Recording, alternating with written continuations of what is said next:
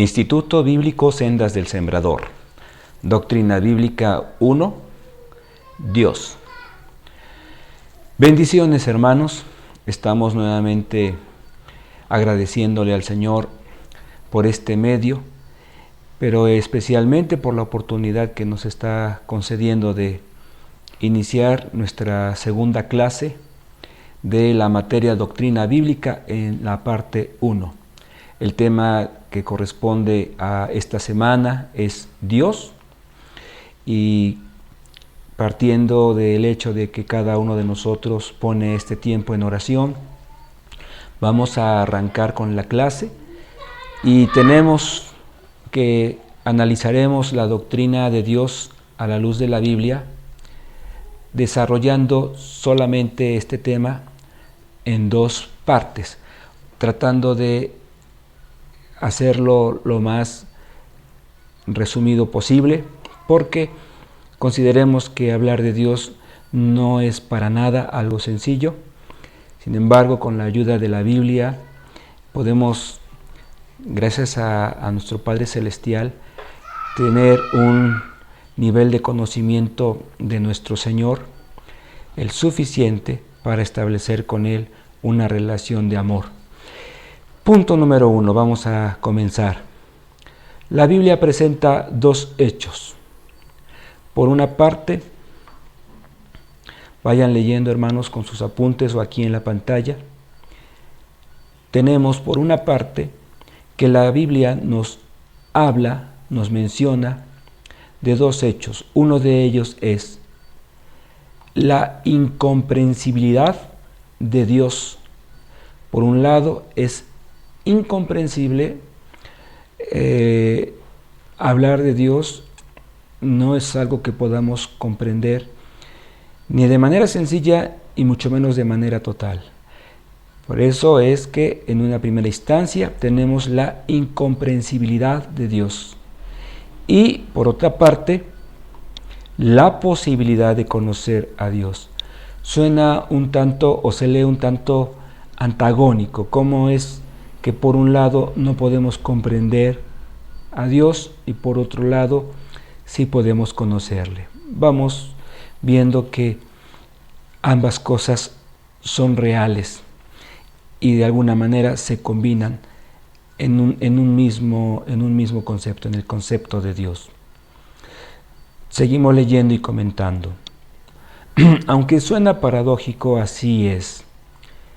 La limitada mente humana no podrá nunca comprender el concepto de Dios a plenitud. Eso debe quedarnos perfectamente claro. Comprender a Dios en su totalidad es una cosa improbable, es literalmente imposible para la mente humana, puesto que la mente humana es limitada. Muy limitada, por cierto. Y tenemos aquí al menos dos citas que vamos a analizar. La primera es Job, libro de Job, capítulo 11, versículo 7. Nos vamos al Antiguo Testamento. Tenemos Job, buscamos el capítulo 11, es el capítulo 11, versículo 7. Dos citas que vamos a ver, no significa que son las dos únicas que hablan de ello, pero para respaldar este punto creo son suficientes. Dice Job 11:7, ¿descubrirás tú los secretos de Dios? Otra pregunta en ese mismo versículo, ¿llegarás tú a la perfección del Todopoderoso? Aquí en el 7 queda más precisa la idea de lo que estamos hablando. ¿Cómo puede uno, esta es una pregunta retórica, conocer todo lo que de Dios es secreto? Y no es secreto en el sentido de que Dios esconda algunas cosas, pero sí las mantiene veladas para el conocimiento del hombre. Y hemos de decirlo, aunque Dios en su misericordia quisiera y permitiera darse a conocer tal cual es a una mente humana llena de corrupción, no sé si podríamos decirlo que literalmente, pero algo muy parecido. Nuestra mente reventaría, no podría contener tanto conocimiento. Entonces, una cita es Job 11:7, ¿descubrirás tú los secretos de Dios? La respuesta es no, no es viable. A eso nos referimos con que Dios es incomprensible. No es el concepto de incomprensión como de repente en la esfera humana lo platicamos o lo mencionamos. Me cuesta trabajo comprenderte. Estamos hablando de que nos cuesta trabajo entender el por qué una persona actúa de determinada manera. No es el concepto, la idea del que estamos hablando. Incomprensibilidad se refiere, en este caso al menos, de que no es posible para la mente humana captar en su totalidad el concepto de Dios. Es imposible por el mismo carácter y naturaleza de nuestro Señor. Vamos a otra cita, es Isaías capítulo 40, versículo 8. Seguimos en el Antiguo Testamento, Isaías 40, 8.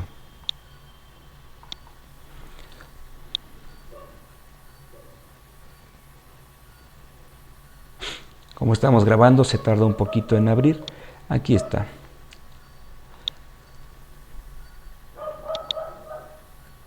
Sécase la hierba, marchítese o marchítase la flor, mas la palabra del Dios nuestro permanece para siempre. Déjenme estar seguros que se trate de la cita. Isaías 48. Sí.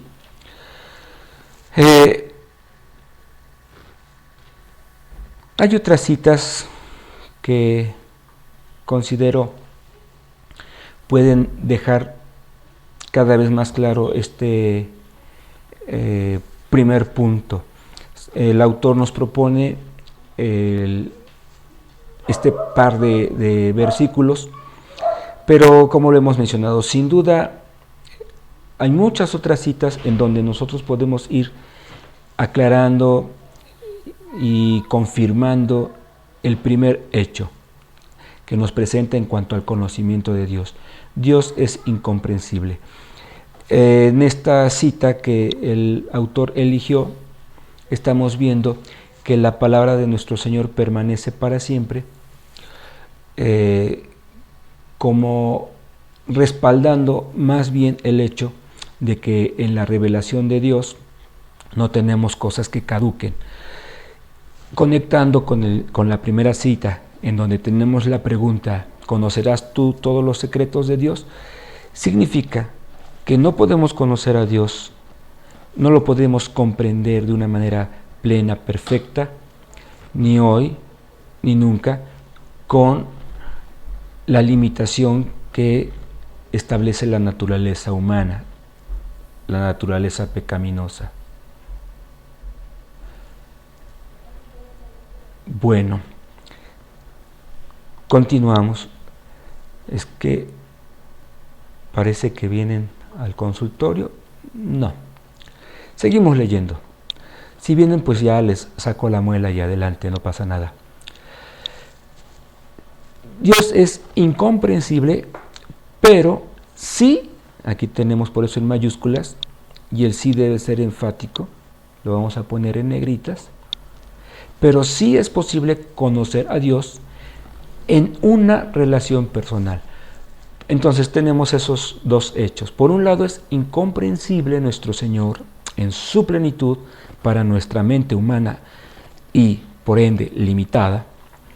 Pero por otra parte, qué hermoso es que la misma Biblia nos dice que a pesar de ello existe la posibilidad de tener en una relación personal con Dios un conocimiento de Él, de lo que Él es.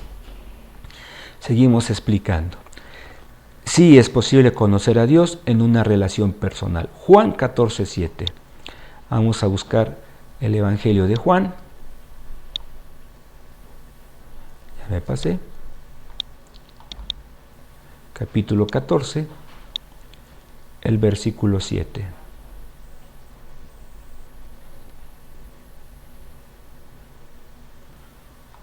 Que dice el Señor en su palabra. Bueno, aquí específicamente es nuestro Señor Jesucristo el que hace esta declaración a Felipe.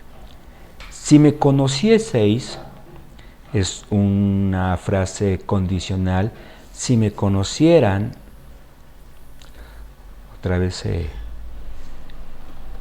bloqueó, si me conocieseis, también a mi Padre conoceríais. Aquí tenemos claramente la posibilidad de conocer a Dios. Dice, y desde ahora le conocéis y le habéis visto. Aquí estamos entrelazando la doctrina de que Jesucristo es Dios, pero lo que queremos resaltar es el hecho de que dice el Señor Jesucristo: a Dios se le puede conocer, a mi Padre conoceríais, o sea, existe la posibilidad.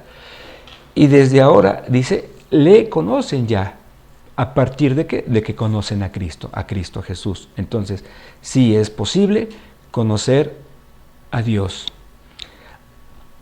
La otra cita es en el mismo Evangelio de Juan, capítulo 17, versículo 3.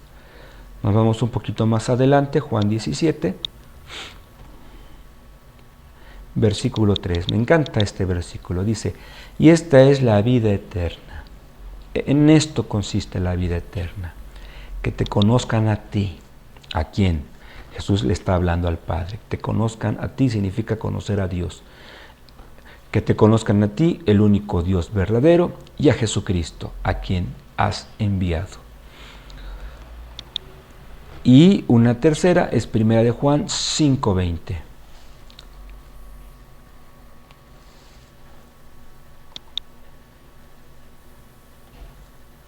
Primera de Juan 5:20.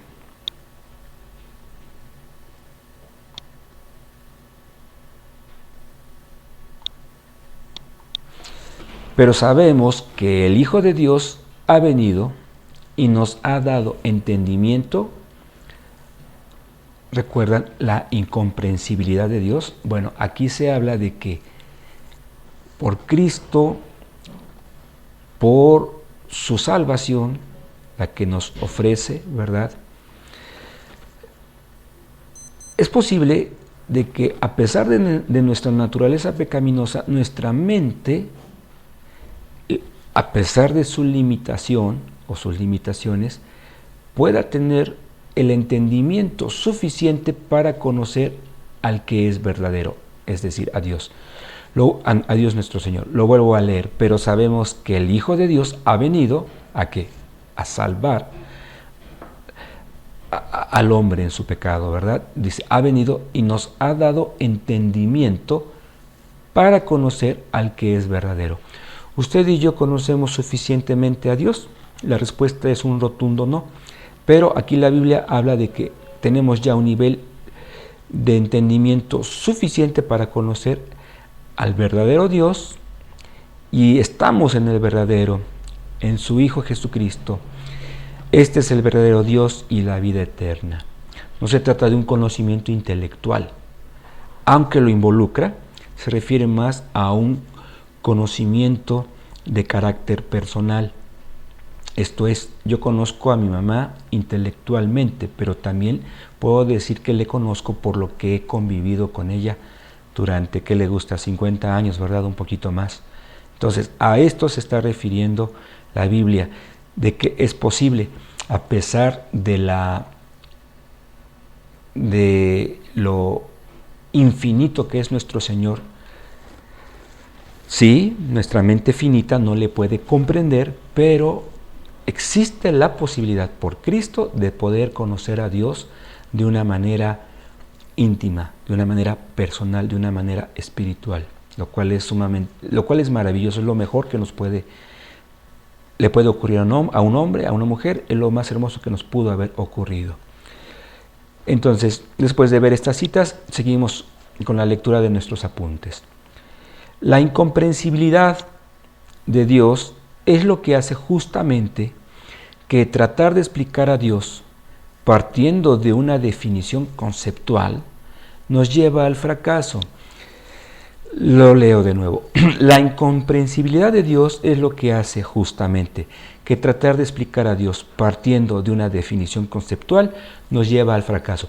Entonces, si vamos a estudiar la doctrina de Dios y creemos que debemos partir de la definición de qué o quién es Dios, estamos fritos, porque simplemente el tratar de explicar al ser, lo que significa ser, ya de por sí eso ya conlleva a muchas dificultades. ¿Qué es ser? Pues el ser. Y empezamos a cantinflear. Es muy difícil. No digo que no haya definiciones claras y precisas sobre lo que es el ser, pero generalmente son solo intentos que nos llevan a una proximidad de lo que significa realmente, pero tratar de hablar de nuestro Señor partiendo de una definición de lo que Él es por demás inútil. De ahí que es importante considerar que nuestro Señor es incomprensible para la mente humana. Por eso lo tenemos y lo repetimos. La incomprensibilidad de Dios es lo que hace justamente que tratar de explicarle, o sea, explicar a Dios quién es Dios, partiendo de una definición conceptual, nos lleva al fracaso. Es esta una de las razones por las que en muchos libros de teología, cuando se trata el tema de Dios, sobre todo si son libros escritos en un lenguaje sencillo para un nuevo creyente, vamos a tener conceptos como, bueno, Dios es la primera persona de la Trinidad, es el Padre, junto con el Hijo y el Espíritu Santo, es quien nos provee, pero no parten de la esencia, y es normal, porque tratar de conceptualizar a nuestro Señor con conceptos, válgase la repetición, humanos, es fracasar una y otra vez. Seguimos leyendo. Lo indicado es tratar de entender y conocer quién es Dios a partir de la información que Él mismo nos da. ¿Qué hemos de decir con respecto a Dios? Pues lo que Él nos dice de Él mismo. Querer superar eso, vamos a tronar, simplemente. Entonces, lo indicado es tratar de entender y conocer quién es Dios a partir de la información que Él mismo nos da. Y por eso entonces en los libros de teología tenemos, bueno, vamos a hablar de Dios. Dios es, y se empieza a hablar, digamos, de sus nombres, se habla de sus atributos, porque todos estos elementos la Biblia nos los muestra, nos los revela, para que empecemos a entender y a conocer a nuestro Señor. Entonces, ¿qué podemos concluir en este justo momento? Que Dios no desea de ningún hombre que el hombre le conozca de una manera intelectual, basta, porque eso no es viable. El interés de Dios es que a pesar de nuestras limitaciones para poderle conocer, haya la disposición en nuestro corazón para mantener o establecer una relación con Él, que nos lleve a conocerle cada vez más y mejor, cada vez más profundamente. Pero a Dios solamente le vamos a conocer tal cual es cuando estemos frente a Él, vamos a decirlo así, cara a cara, ya sin este cuerpo corruptible, sin ninguna conexión con el pecado. La información que el Señor da de sí mismo para que podamos conocerle, podamos entenderle, bueno, dice, a esta información la llamamos revelación. Entonces, leo para que no nos perdamos desde el origen de la idea. Lo indicado es tratar de entender y conocer quién es Dios, a partir de la información que Él mismo nos da. A esta información la llamamos revelación. Bueno, déjenme checar si estoy bien, si sigo en cámara. Vamos entonces ahora al segundo punto. ¿Se dan cuenta de lo escueto del texto para nuestra clase de Dios?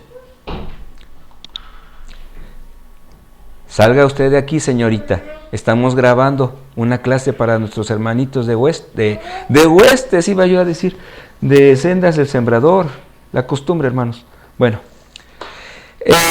tenemos un segundo aspecto, y como le comenté el día de ayer a algunos hermanos, no vamos a extendernos mucho en este tema, porque al final de cuentas, al final del día, toda la Biblia habla de nuestro Señor.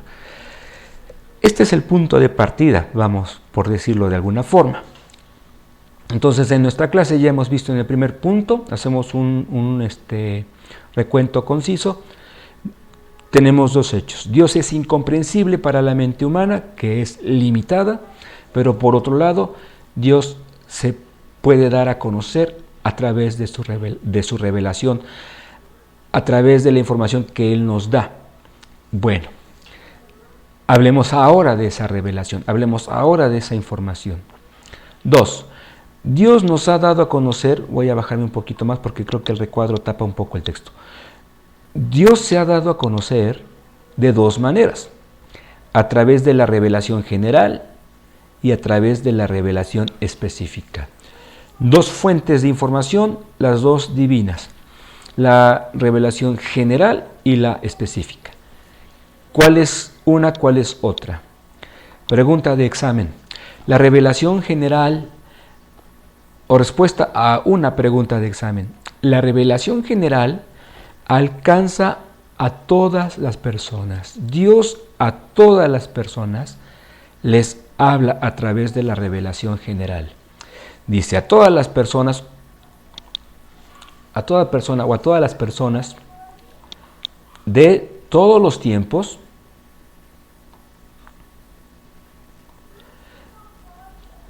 de todos los lugares. Aquí está. De todos los tiempos, de todos los lugares. Época que usted me cite, lugar que usted ubique, en un mapamundi, en un globo terráqueo o en Google Earth, lugar que usted ubique, de la época que sea, es un escenario en donde Dios se ha revelado, la revelación general. ¿Cómo lo ha hecho nuestro Señor? Por medio de su creación, Dios se ha dado a conocer. En la creación de Dios tenemos proclamadas leyes que nos conducen a Él. Lo repetimos, en la creación de Dios tenemos proclamadas, anunciadas, evidenciadas leyes que tarde o temprano nos conducen a Él, a Dios. Vamos a hablar de un ejemplo solamente, una ley. Todo efecto requiere una causa. Entonces, cuando el hombre ve que en el cielo azul hay algodoncitos blancos, ¿verdad? Y luego se da cuenta de que no son algodones, sino es una condensación de agua que en su momento se va a precipitar. Se pregunta, bueno, pero ¿cómo llegó el algodón? Perdón, ¿cómo llegó la nube al cielo? Y entonces se empieza a observar, a experimentar, y se da cuenta de que a través del calor, el agua de los ríos, de los mares, se evaporó y se formaron esas nubes. Y el hombre dice, he descubierto. ¿Qué es lo que ha descubierto? Pues un fenómeno natural o un proceso natural. Sin embargo, cuando ve en cada elemento de la naturaleza el mismo patrón, es decir, para tal acontecimiento previamente hubo un hecho, llega a una ley, a una conclusión. Todo efecto requiere de una causa. Usted me ve con el cabello corto, sabe que me fui a la peluquería. Usted me ve con el cabello largo, como por acá en el hombro, sabe que la causa es que quiero andar melenudo. Entonces, a todo efecto hay una causa. Ese es un ejemplo de cómo en la naturaleza el Señor está evidenciando su existencia. Seguimos leyendo para aclarar esta última cosa que he dicho. Ahora, el pensamiento ateo, o sea, los ateos, presentan este mismo argumento para debatir la existencia de Dios. O sea, quieren volteársela a Dios para argumentar su no existencia. ¿Por qué? Porque entonces el hombre, a partir de la ley, causa y efecto, llega al punto de que en algún momento de esta cadenita en retroceso, tenemos que llegar a que Dios nos creó. Sin embargo, el ateo usa esa misma cadena para decir, bueno, ¿y entonces quién creó a Dios? Puesto que no hay algo que pudo crearlo, entonces no existe. ¿Se da cuenta un poquito de la torpeza y de la fragilidad del argumento? Seguimos leyendo.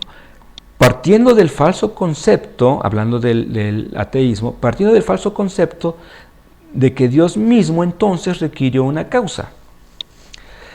Sin embargo, subrayamos el sin embargo, Dios en su revelación, tanto en la general como en la específica, al rato hablamos de cuál es la segunda, Dios en su revelación proclama que existe otro concepto. ¿Cuál? Lo eterno. Y ahí es donde el ateísmo se atora, porque en el ateísmo, en el evolucionismo, se habla de que hubo una gran masa de materia y energía que en su momento explotó. Estamos hablando acerca del Big Bang, y resulta que cuando uno les pregunta, bueno, pero ¿quién colocó esa masa o esa unión de energía y masa? ¿Quién le dio existencia a ello? Dicen, no, pues eso, algunos dicen, tal vez algún día lo hemos de descubrir, otros se la quitan fácil o creen que se la quitan fácil diciendo, pues simplemente existió. Entonces se empieza a entretejer aún en el pensamiento de ellos que forzosamente debe existir en el hombre el panorama de lo eterno, de lo que no tuvo comienzo y de lo que no tendrá fin. Porque sí, el ateo dice, así es que comenzó la vida que conocemos, pero tampoco, para empezar, hay fragilidad en su argumento, pero tampoco, si se da cuenta, son muy dados a hablar de la eternidad futura. O sea, se conforman con decir que dentro de quién sabe cuántos miles de años va a pasar un meteoro y rájale, va a terminar con todo esto. Cosas así, ¿verdad? Y que, bueno, al final de cuentas un día el mundo, esto que vemos, va a terminar. Ajá, el mundo va a terminar, pero ¿qué va a pasar con el cosmos? ¿Va a seguir? Y dicen, pues sí, muy probablemente va a generar vida por acá, vida por allá. Entonces, ¿qué? Al final de cuentas, tienen en su ADN, porque en el ADN humano Dios puso el concepto de que existe lo eterno. El ateo dice, sí, pues esto de todas formas tiene que seguir, aunque nosotros ya ni lo vamos a ver. ¿Qué estamos diciendo? Para no desviarnos ni hacernos bolas. Que Dios, en las leyes naturales, le dice al hombre, existe lo eterno, aquí me tienes. Y este eterno ser es el que le ha dado causa a todo lo que ves. Por eso decimos, sin temor a equivocarnos, que aún sin el apoyo de la Biblia nosotros podemos hablar de que Dios existe. Bueno, esta es la revelación general. Vamos a considerar algunos pasajes que hablan de la revelación general. Salmo 19, versículo del 1 al 6. Estamos llegando a la media hora de clase. Vamos entonces un poquito más rápido para que sean los 3/4 de hora. Salmo 19, del 1 al 6. Es cierto, estamos apelando a la revelación específica, que ya me estoy adelantando, se trata de la Biblia, pero en ella, en la Biblia, en la revelación específica se está haciendo referencia al punto 1, a la revelación general. Dice, los cielos cuentan la gloria de Dios, el firmamento anuncia las obras de sus manos. Con esto quedaría más que claro, pero vamos a leer hasta el 6. Dice, un día emite palabra a otro día, y una noche a otra noche declara sabiduría. No hay lenguaje ni palabras, ni es oída su voz. ¿Qué se está diciendo aquí en el versículo 3? Que el Señor, sin necesidad de hablar, de cualquier manera está proclamando, aquí estoy. Yo he creado todo esto, tú eres parte de mi creación. Al hombre específicamente le dice esto último. Por toda la tierra salió su voz. Aquí se está hablando de una voz simbólica, porque la tierra es quien en este caso está proclamando la existencia de Dios, y hasta el extremo del mundo sus palabras. En ellos puso tabernáculo para el sol, y como esposo que sale de su tálamo, se alegra cual gigante para correr el camino. Recuerde que estamos en Salmos, estamos en un libro altamente poético.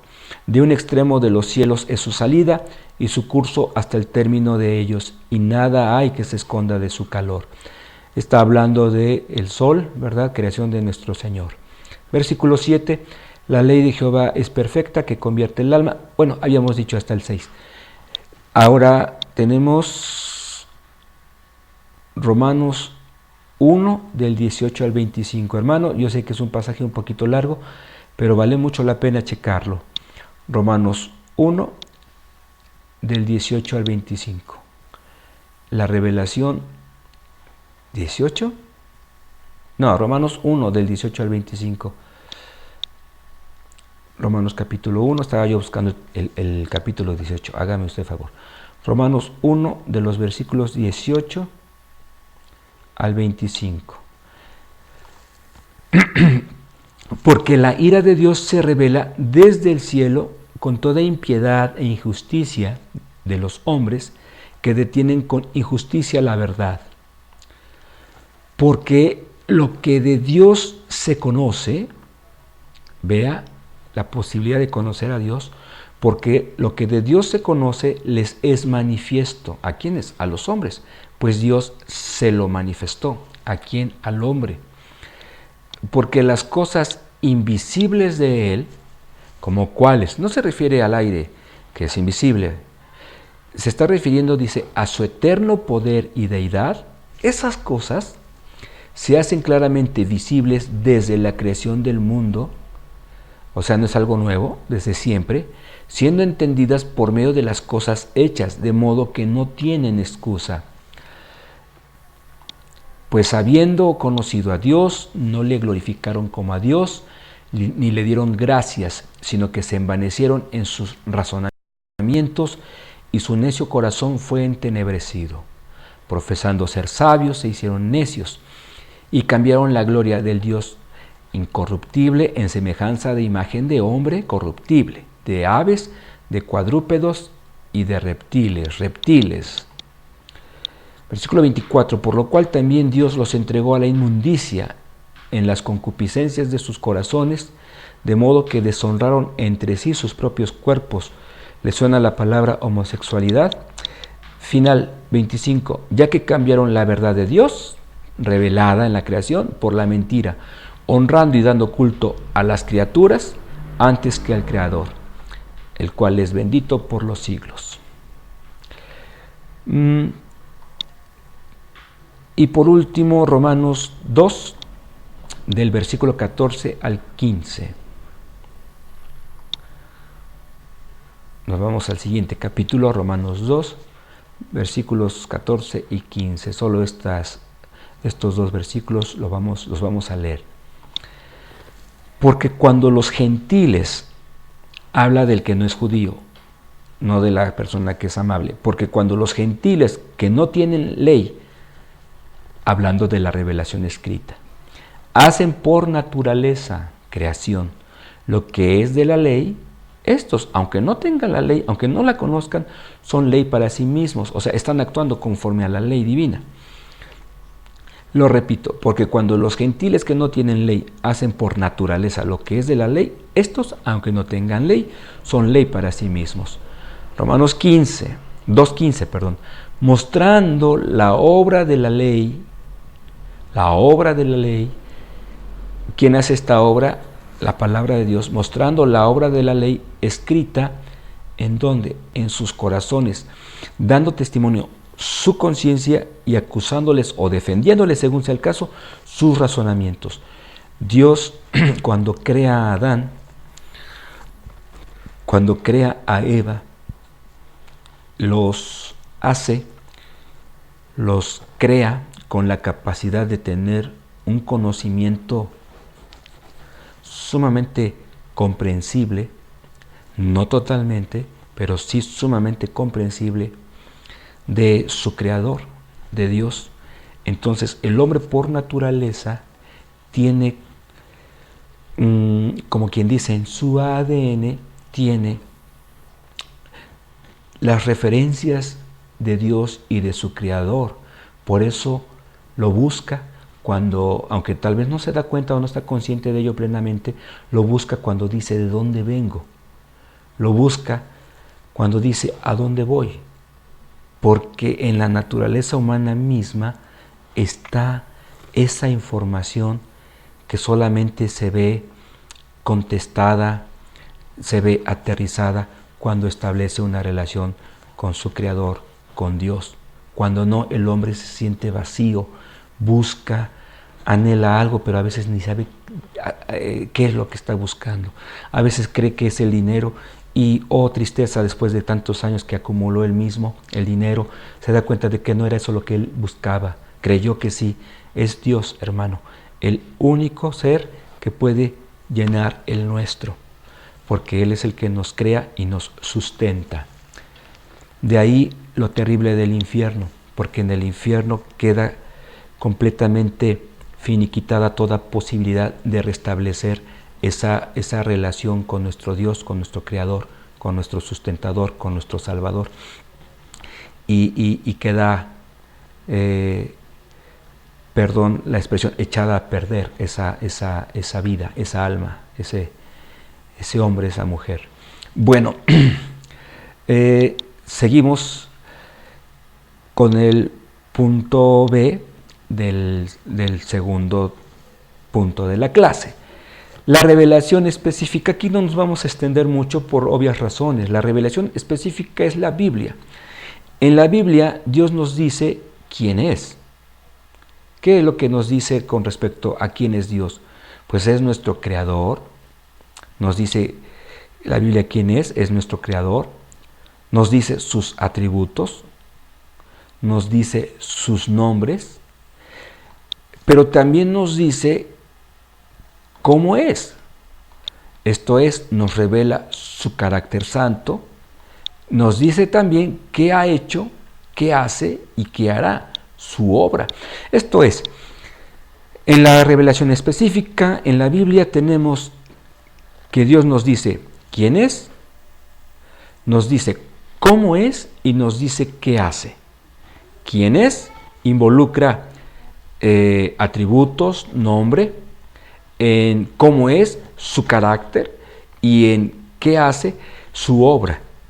Entonces, vea si no es un desperdicio de tiempo cada vez que en lugar de leer la Biblia estemos, por ejemplo, viendo a Marimar, ¿no? O a Rubí, qué sé yo, o cualquier otra cosa, ¿verdad? Es cierto, no solamente vamos a disponer tiempo para leer la Biblia, pero hermano, si de por sí ya la revelación general de Dios es poderosa para nosotros quedar pasmados ante lo que hace evidente de nuestro Dios, la creación, cuánto más la Biblia que de manera específica nos dice, mira, en ella nos dice el Señor, mira, este soy yo, soy así, me llamo así por esto, he hecho esto, estoy haciendo esto, voy a hacer aquello. Es una cosa maravillosa, sorprendente. Entonces, hermanos, pues aquí está descrita ya en aproximadamente 3/4 de hora nuestra segunda lección de Doctrina Bíblica 1. Hemos visto bibliología, qué dice la Biblia de sí misma, hemos visto teología, qué dice la Biblia con respecto a Dios nuestro Señor. Sin duda esto no es el panorama completo de la doctrina de Dios. ¿Por qué? Porque en otros tratados o en algunos otros estudios se hace hincapié, se hace énfasis, por ejemplo, en la doctrina de Dios, pues hablar en los atributos, en la parte de los atributos, que Dios es omnisciente, todo lo sabe, es omnipotente, todo lo puede, es omnipresente, en cualquier parte se ubica. Sus nombres, en cada uno de ellos tenemos una característica muy en particular con respecto a nuestro Señor. Y en cuanto a cómo es, bueno, pues para mí un punto de partida sin duda es su carácter santo. De ahí que insiste a quienes hemos sido redimidos por Cristo que seamos como Él, sea nuestro anhelo, sea nuestra meta. ¿Qué hace? Bueno, pues simplemente Él es el creador de lo visible e invisible, dice Colosenses, dice Hebreos. Entonces, dése cuenta de que esto es en sí solo la plataforma para que en su momento, ¿verdad?, usted destine tiempo para estudiar con más detenimiento cómo es nuestro Señor.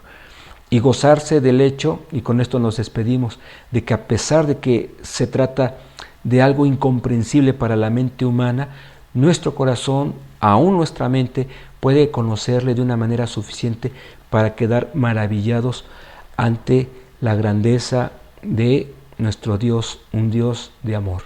Que el Señor le bendiga, le mando un abrazo desde aquí, desde nuestro hogar. Muchas bendiciones, estamos en contacto.